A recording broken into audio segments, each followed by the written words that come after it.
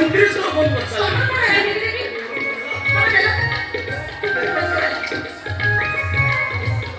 ଭାଉଜ ତମର କାଲି ଭାଇଙ୍କ ସହ ଘଣ୍ଟା ଦି ଘଣ୍ଟା ପଳେଇଥିଲ ସେତିକିରେ ମନ ବୁଝିଲାନି ଯେ ଆଜି ମାନେ 37 ଥର ଫୋନ କରିଥାଉ। କାଲି ଘଣ୍ଟେ ଦି ଘଣ୍ଟା କଥା କଣ ହବ? କାଲି ଦିନ 4টাରୁ ଫୋନ ଲଗାଉଛି ଯେତିକି ଥର ଫୋନ କରିବି ସୁଇଚ୍ ଅଫ୍ କରିଦଉଛି। ଭାଉଜ ଭାଇ ପରା କାଲି ସନ୍ଧ୍ୟାରେ ଟ୍ରେନରେ ବସିବ ମୋବାଇଲ ଚାର୍ଜ ନଥିବ ମୋବାଇଲ ସୁଇଚ୍ ଅଫ୍ ହେଇଯାଏ। ଏଠି ତ ଥିଲା ନା ତାଙ୍କ ପାଖରେ ଭାଉଜ ଆଉ ପାଟି ଜଣ ପରେ ଭାଇ ଆସି ଘର ଦଉଛି ଯେତେ କଥା ହବ ନା ପୁରା ଲାଇନ୍ ରେ ବସିବ। ଏତେ ବ୍ୟସ୍ତ ହେଲେ କଣ କରିବ? କାହିଁ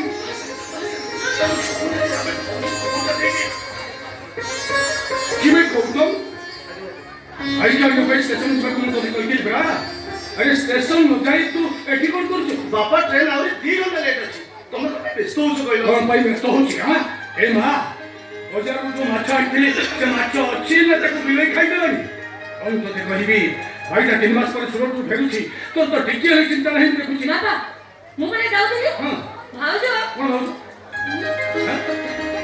भाउज भाउज माने अटके देले भाउज अटके देले बापा आपण जमा व्यस्त होंतनी मु जाउ तो संगे संगे रोसई करदेबी कहला तू रोसई करिवो हां बाबा तो मुंड कोन खराब होई गेले कोन हिच बाबा डॉक्टर कोन कहिले से कथा कोइ थोर मन नाही बा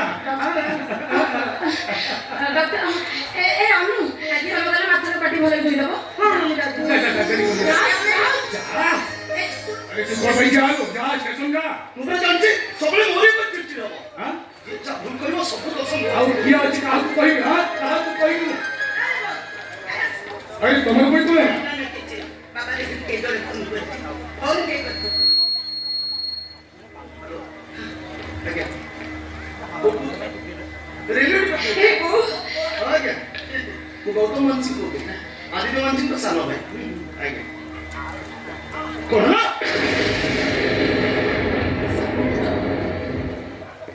हेलो हेलो वो काटी देले ए बतू अरे कौन है के फोन करता कहां फोन किला को कहा फोन दिला अरे के फोन करता कहलो अरे कहां फोन किला कोन ना तमे तो कुंटर पे किया जे कोन जे कहा फोन दिला कहू ना अरे कथा का कौन है जी कह अरे चुप हो छोड़ भाई कह तो मोर ना गौतम सत करे कहा फोन दिला को सुनो कैसे उतरे ट्रेन एक्सीडेंट में वो भाई मरे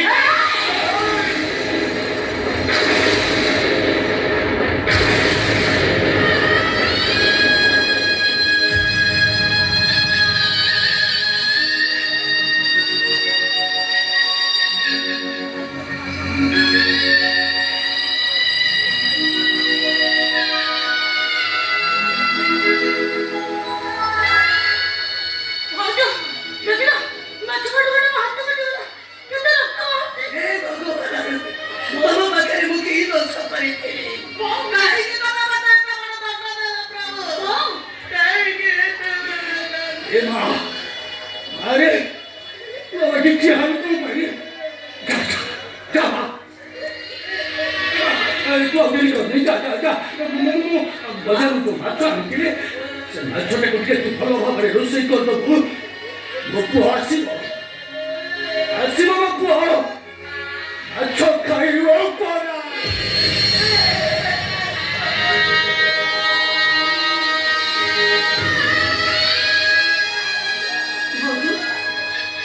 माछ कट कट मो हाथ कटी कितना रक्त बाहर तमे तो कुछ के पछी दिया मो हाथ रे गोटे बैंडेज पके दियो हां जदी न पारो तो ताले मो पाटी रे टिके विष दाई दियो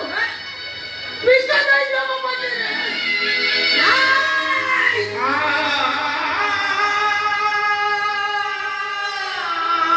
मारे ये बिछा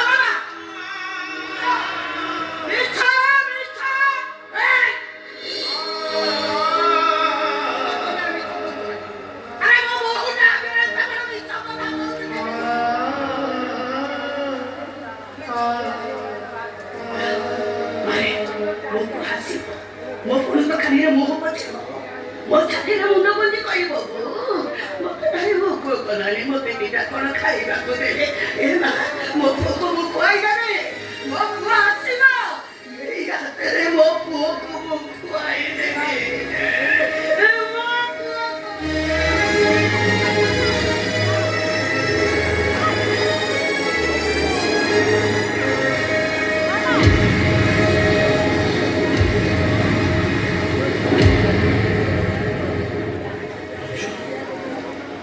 ତମେ ଚୁପଚାପ ଛିଡ଼ା ହେଇଛ କାହିଁକି?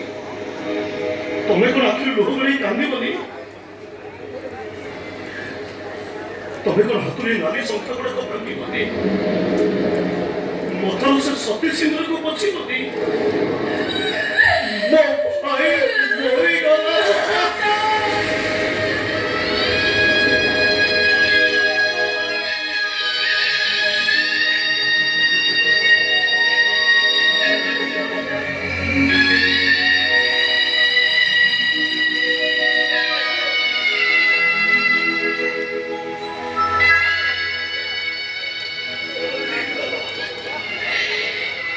ଗୌତମ ବାହାଘରର 3 ମାସ ପୁରିନି ମୁଁ ପୁଣି ସତରେ ତମ ଭାଇକୁ ଖାଇଦେଲି। ଗୌତମ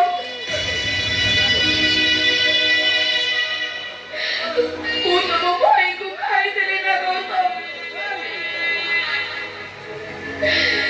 ସତରେ ମୁଁ ତମ ଭାଇକୁ ଖାଇଦେଲି। ଖାଇଦେଲି ତମ ଭାଇକୁ।